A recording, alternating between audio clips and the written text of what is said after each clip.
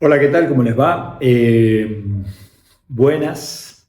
Hoy vamos a estar repasando los tránsitos que van a estar sucediéndose en la semana del 21 al 27 de julio, en el contexto de que estamos en medio de la configuración de el pequeño gran trígono de forma exacta. Pero quisiera iniciar la charla repasando un poquito, como hicimos las veces anteriores, de dónde venimos y cuáles son los tránsitos que han estado sucediendo las semanas pasadas y los meses recientes.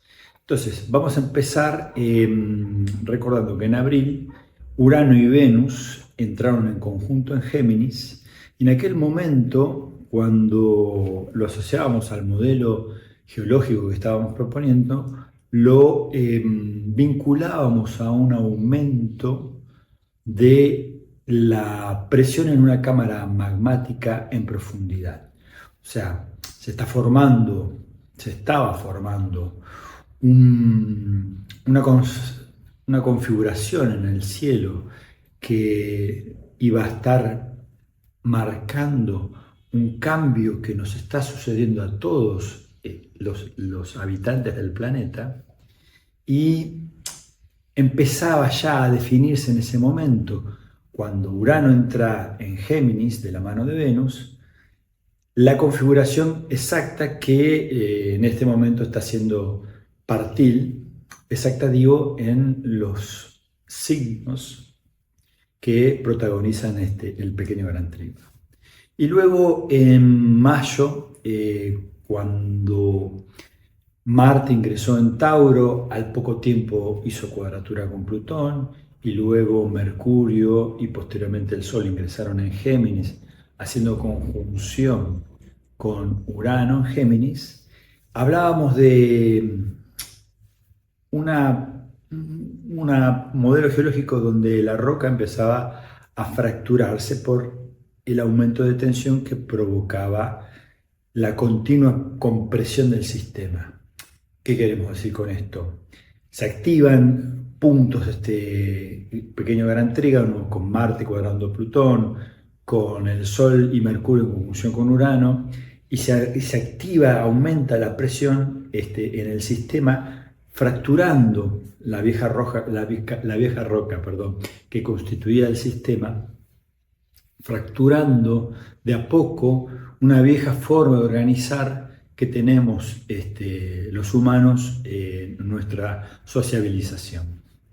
Y luego pasábamos a un momento en el modelo geológico donde los fluidos encontraban un camino a través del cual empezaban a circular con más claridad y lo asociamos en junio, para junio, con la conjunción de Júpiter con Venus.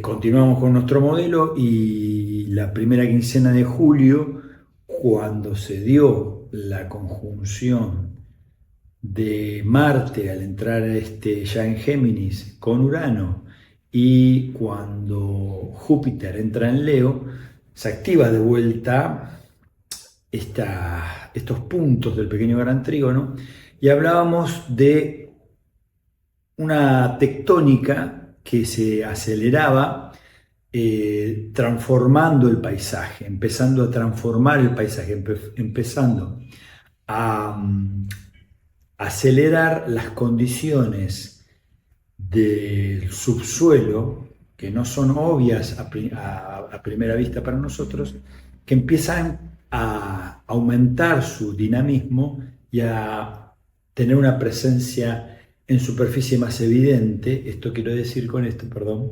que empiezan a tener una evidencia más cercana a la conciencia.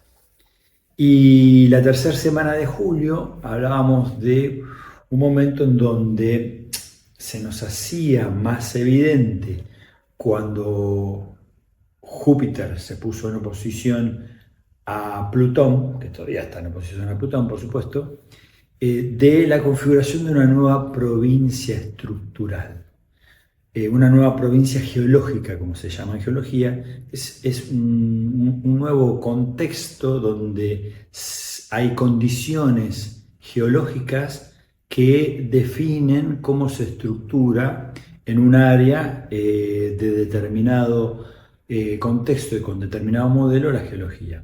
Y lo mismo nos está pasando con esta constitución que se está dando con el pequeño gran trígono, que viene a posteriori, adicionalmente, de la conjunción, recordemos, de Saturno y Neptuno en febrero a 0 grados de Aries.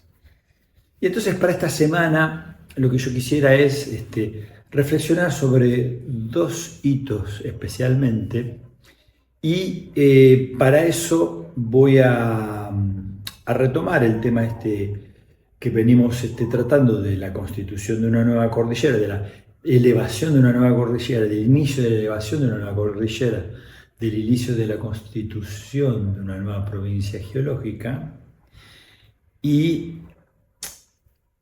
lo que pasa en la superficie, o sea, cercano a la conciencia, de esa provincia geológica cuando las precipitaciones empiezan a caer sobre las montañas.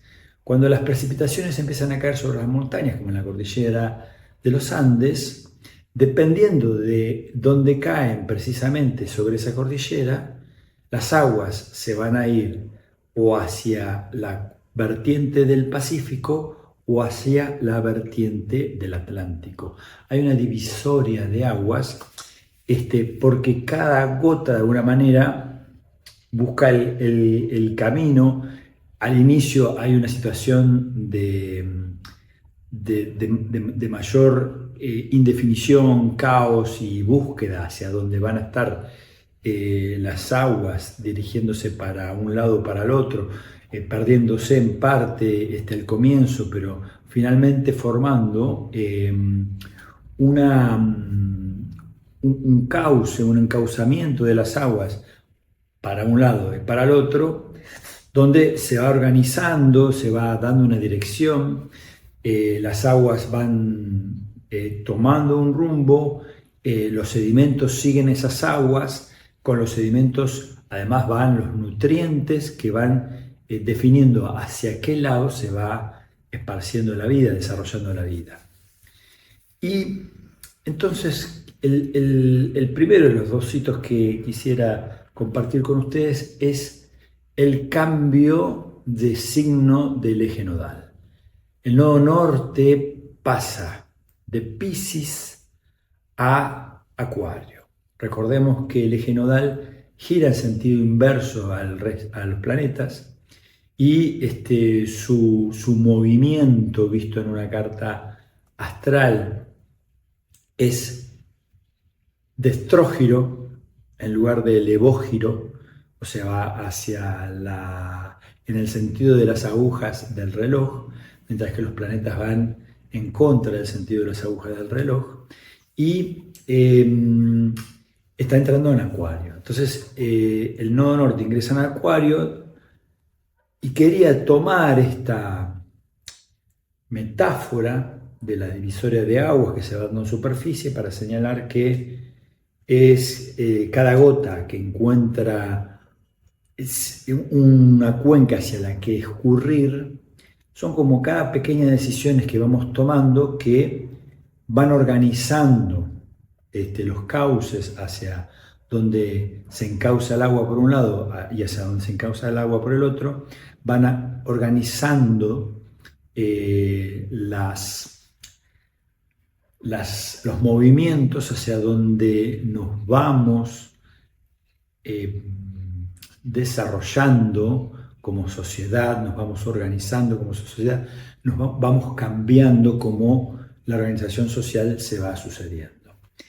Y esto redunda que finalmente se producen grandes encauzamientos hacia un lado o hacia el otro. No tengo ni idea hacia cuál va a ser el futuro del encauzamiento en los que estamos ahora navegando, pero estoy convencido de que se está produciendo un profundo cambio en la manera como nos estamos estructurando como sociedades, y que esos cambios van a continuar durante varios años, como venimos diciendo, acelerados por la constitución del pequeño gran trígono, que se va a dar en forma evidente hasta el 2030, teniendo hitos de perfil como los que estamos teniendo en julio, en el 2027, en el 2028 y en el 2029.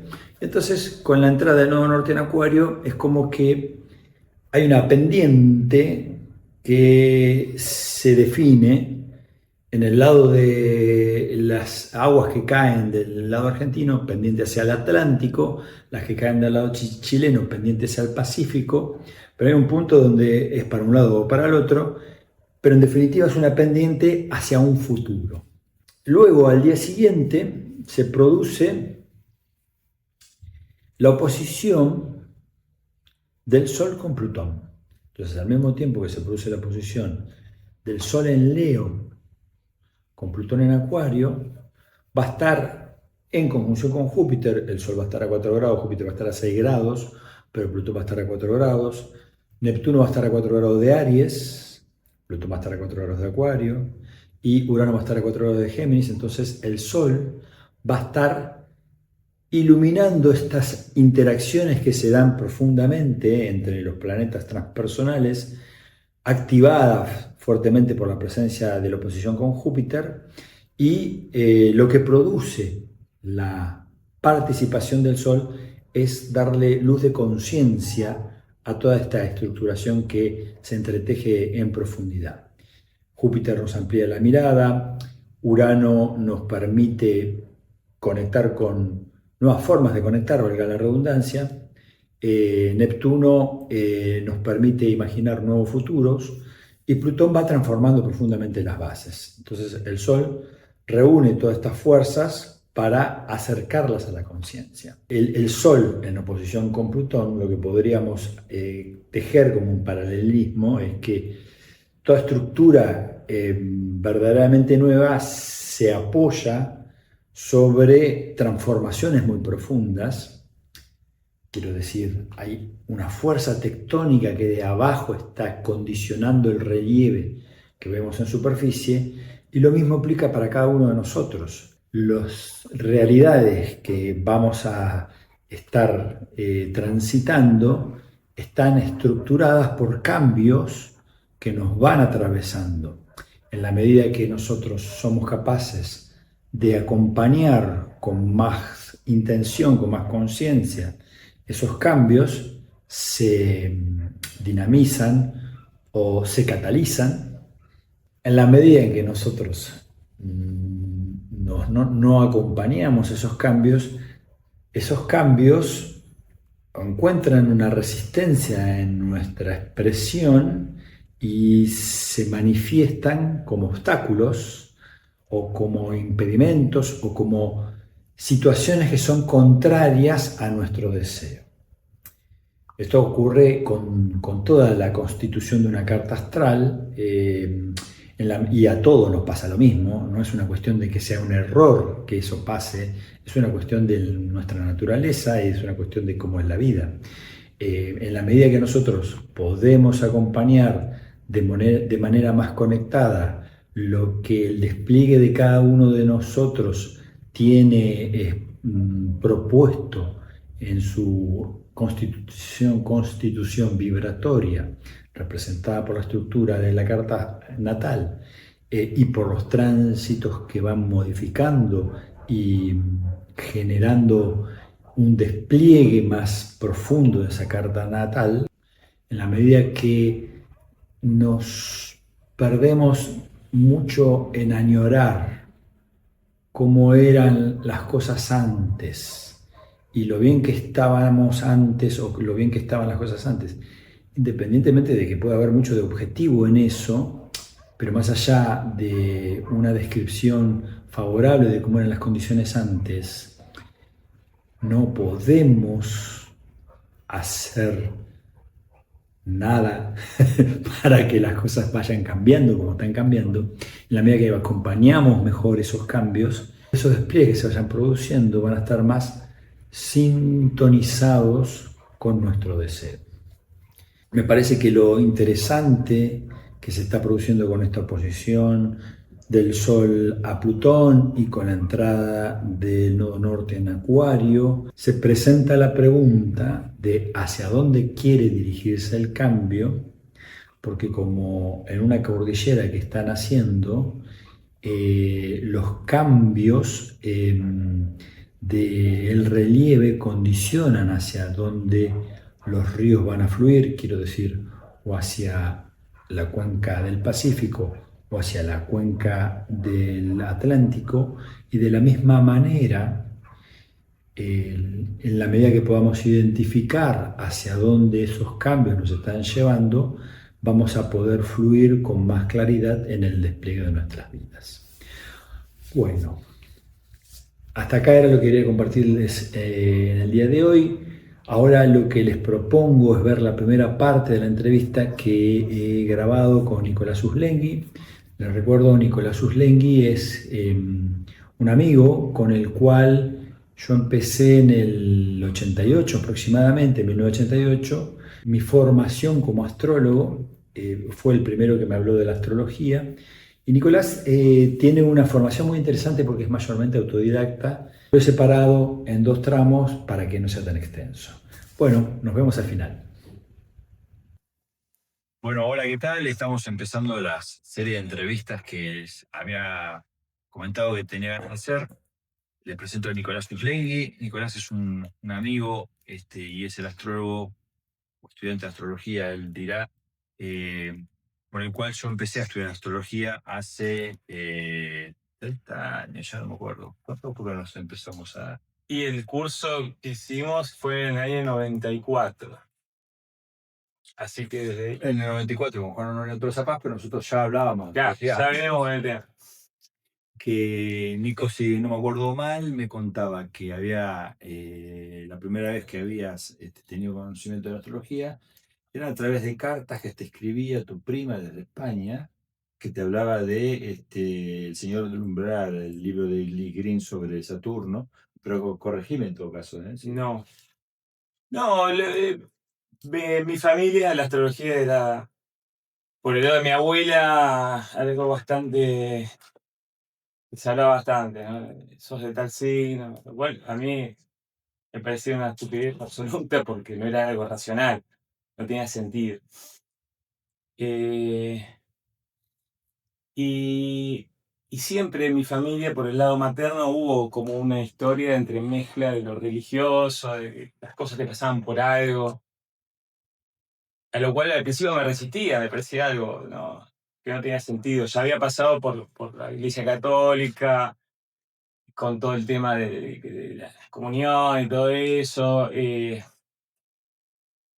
me había sacado esa mentalidad, digamos, aunque seguía teniendo cierta forma de religiosidad, pero no me lo cuestionaba, me parecía algo estúpido y no le daba importancia. Ahí tengo una pregunta, perdóname que te corte ahí. Era la astrología de la revista para ti. O sea, Claro, pero era algo que sí, estaba sí. dentro de tu radar psíquico, por decirlo de Sí, alguna manera. estaba muy, muy marcado. Lo que te quería pedir, si vos le podés compartir un poco a la audiencia la estructura de tu carta, que no es tan común ver tanta concentración en un solo signo como tiene la generación del 68. Bueno, Sí, bueno, eso es uno de los temas que más me puse a investigar. Yo no me considero astrólogo, me considero un investigador de la vida, o sea, pero por propio motus propio. O sea, me parece una herramienta fascinante, interminable, uno nunca termina de aprender. Y nací bajo un stellium en Virgo en el año 1968, de Urano, Plutón en Virgo, y desde el Sol hasta Urano, todo junto, entre los 3 grados y los 17 grados. la luna en Libra. Y la luna en Libra, que también está dentro de ese. Entonces, la formación de stellium habla siempre de una personalidad desequilibrada en el sentido de que está muy focalizado un área de la vida y una energía, que es Virgo, y un área que está entre la casa 2, la de los recursos. Entonces, mi carta es bastante fácil de interpretar y lo que quería decir es que luego de esta etapa de no creer o que me parecía una estupidez, la vida se ocupó de hacerme ver que hay coincidencias significativas y la mayor fue cuando fui a Brasil en el 89, compré un librito que se llama Almanaque do Pensamento, y veía que todo lo que decía ahí se iba dando. Justamente era el momento del 89 donde había una alineación de Saturno, Neptuno y Urano desde Capricornio que me hacía unos trígonos fantásticos y yo veía como que todo iba sobre rulemanes. Hasta que se terminó. A mí me pareció interesante, no tomabas vos, me parece, Nico. Bueno, Me parecía interesante situar un poco el contexto de tu carta, por más que vos digas que es una carta simple de interpretar, que eso por ahí. simple de interpretar, sí, difícil de vivir. Porque Bueno, implica lo colectivo, implica... para mí depende la simpleza de interpretar de cuán realmente uno conoce la energía virginiana, ¿no? Porque Virgo en sí mismo es un desafío no frecuente para la conciencia, en el sentido de que es el otro eje del polo Piscis-Virgo y tiene una conexión con lo místico desde lo particular, desde el detalle, desde lo individual, desde la identificación de la función de cada una de esas partes del sistema con la totalidad, que a mí me parece muy loca, en definitiva, por ponerle algún término un poco específico, ¿no? Virgo Piscis es la astrología. O sea, volviendo al tema,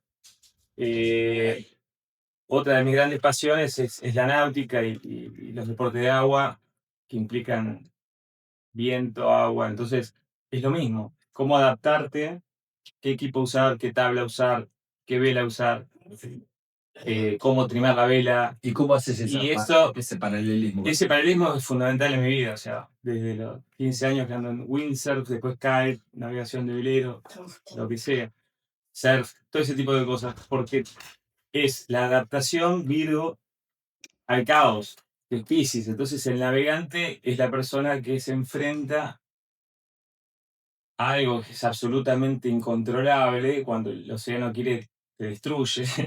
Pero uno puede hacer muchas cosas, como preparativos, como conocer la carta náutica, como saber el viento, el pronóstico.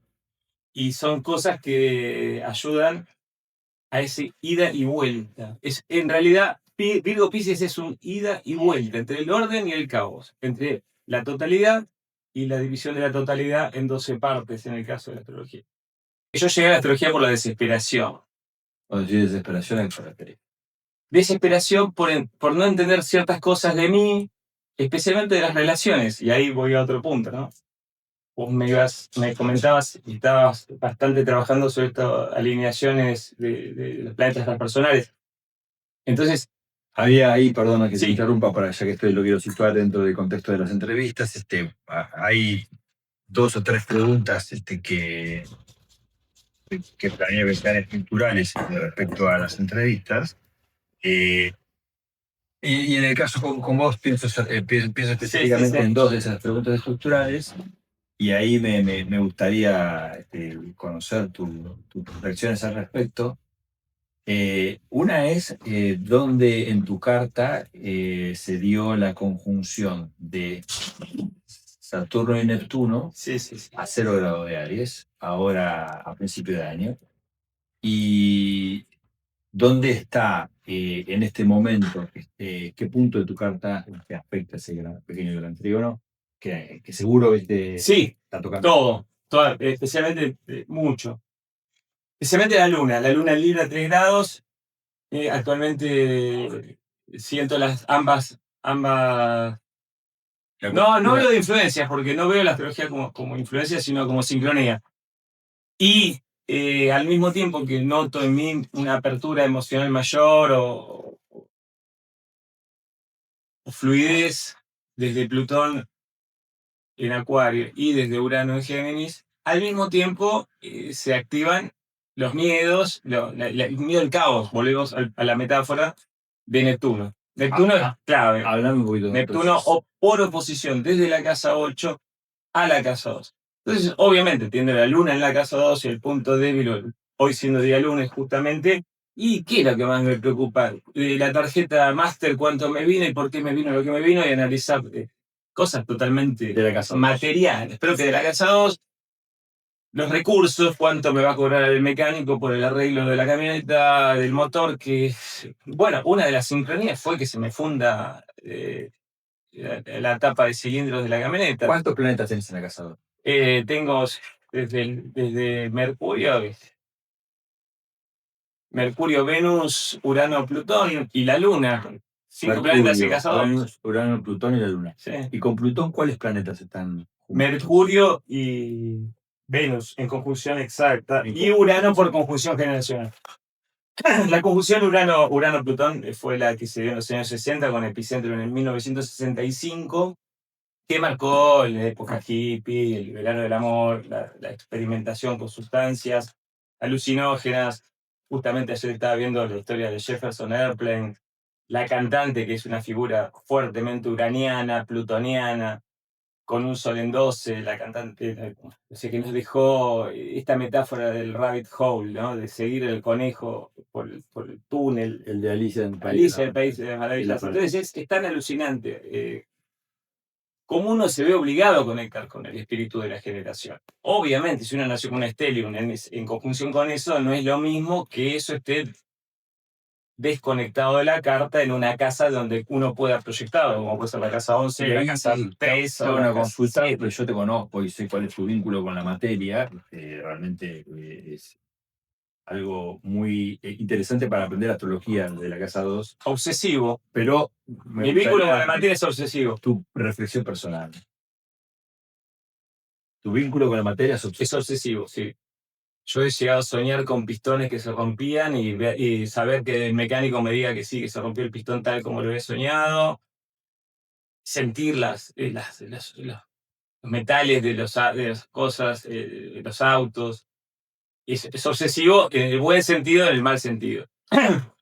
Porque En el buen sentido, como cosas, en el buen sentido, porque te permite detectar fallas, que también tiene que ver con Virgo. Virgo es lo que, por algo estoy volviendo tanto sobre las metáforas mecánicas y el mecánico y la reparación de cosas. Virgo es básicamente la reparación, es lo que mantiene un orden y la cotidianidad de la vida. O sea, uno es lo que hace todos los días, los ritos de todos los días, que al mismo tiempo tienen un sentido místico, pero por oposición.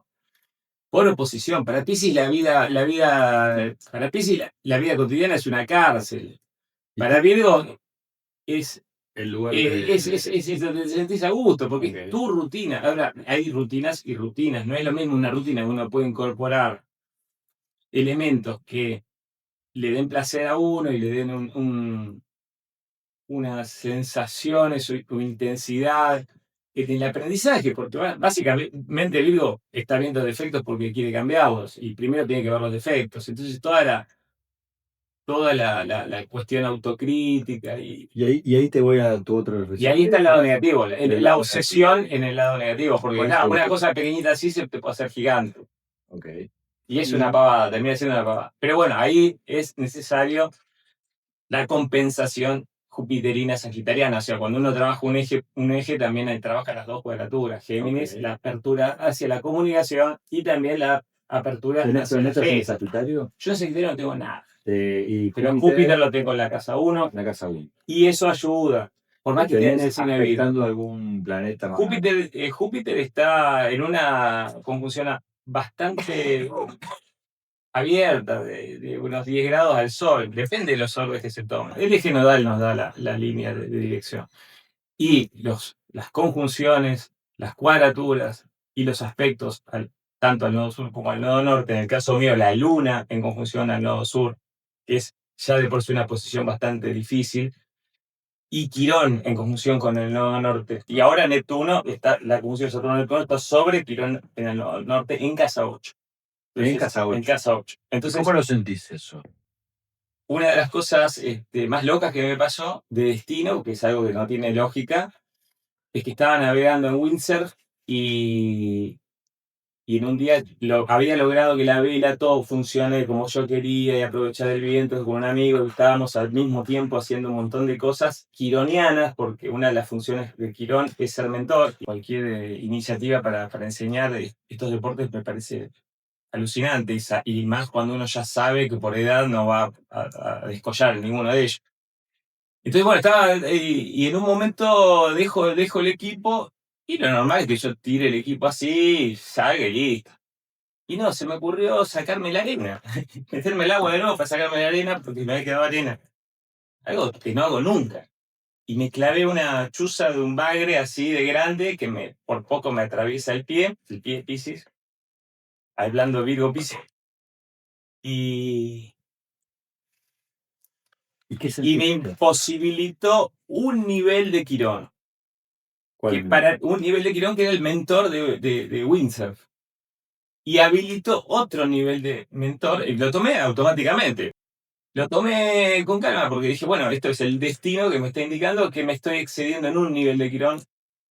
Y me vino como destino esa chuza. Y mi característica en cuanto a, yo no llamo astrólogo, sino para mí la astrología es una herramienta de iniciación en un mundo nuevo, en una visión que es de tipo gnóstica y que muchas veces uno llega chuceando, ¿no? A la persona. Con un chiste, una morada, Estoy totalmente en sintonía con lo que estás diciendo en el sentido de que coincido que yo no sé si muchas de los que ven el canal son astrólogos, realmente no lo sé, no me consta. Creo que son gente que tiene intereses en aprender un poco más allá de lo que tradicionalmente se comunica. Pero me parece sobre todo destacable esto que vos decís que la diferencia entre las personas que, como yo lo he hecho, mm, renegamos del destino que tenemos, diciendo esto es culpa de algún otro, o esto es culpa de alguna situación, o es culpa de la política del país, de mi madre, de mi padre. Sí, las proyecciones que uno puede establecer algo que sos vos mismo. Exactamente. Y cuánto nos hacemos cargo de, no porque decir que si me clavé una chuza. Claro, imagínate la cantidad de lecturas que uno puede hacer desde el hecho de que los pescadores dejan esos pescados ahí, no les importa, que debería haber alguien que limpie eso, a decir, eso soy yo soy esa chuza, yo soy eso. Yo inconscientemente quise clavarme eso para hacer un switch que no lo hubiera hecho conscientemente. Aquello que viene por destino es aquello que conscientemente uno no accede porque no lo ve, porque estás pegado, porque estoy apegado a la materia. Entonces estoy más apegado a una tabla de windsurf porque estoy muy frustrado de la astrología. En el sentido de que la astrología es muy difícil. O sea, una cosa es hablar de astrología entre astrólogos. Entonces yo, con Matías, podemos hablar de Pirulo y despellejarlo en vivo, como un objeto de disección. Podemos explicar todo. Ahí te gustó. Ahí te apicanté. Claro, podemos hablar de Pirulo o de Mengano o de fulano y diseccionarlo. Ahora, el tema es decirle a Mengano en la cara, sos esto. Sí, yo es creo muy difícil. Es que es tema de Mengano hacerse cargo de su propio destino. Pero uno puede trabajo comunicarlo, pero si la persona no tiene ningún interés en conocerse a sí mismo, de nada sirve que uno le quiera pasar. No podés forzar nada.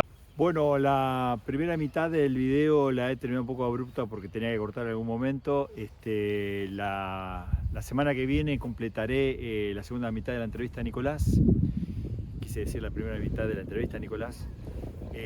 Muchas gracias a todos los que hayan llegado hasta este momento, que hayan tenido la paciencia de acompañarme hasta este instante. Como siempre les comento, por favor, a quien le parezca interesante el video y lo tenga ganas de compartir con alguien, compártanlo. Suscríbanse al canal, que siempre ayuda mucho. Y hoy es lunes a la mañana. Ayer se dio el partido de la final del Mundial entre Argentina y España. Argentina la perdió, pero yo no quería dejar de señalar que estoy orgulloso de la selección argentina, de la garra que han mostrado. Así que bueno, me parece una actitud bastante digna para tener presente. No suelo estar orgulloso de las cosas que pasan en mi país siempre, y la verdad que estoy muy contento con lo que ha demostrado el seleccionado nacional. Bueno, ahí nos vemos el próximo lunes. Gracias por acompañarme hasta este momento.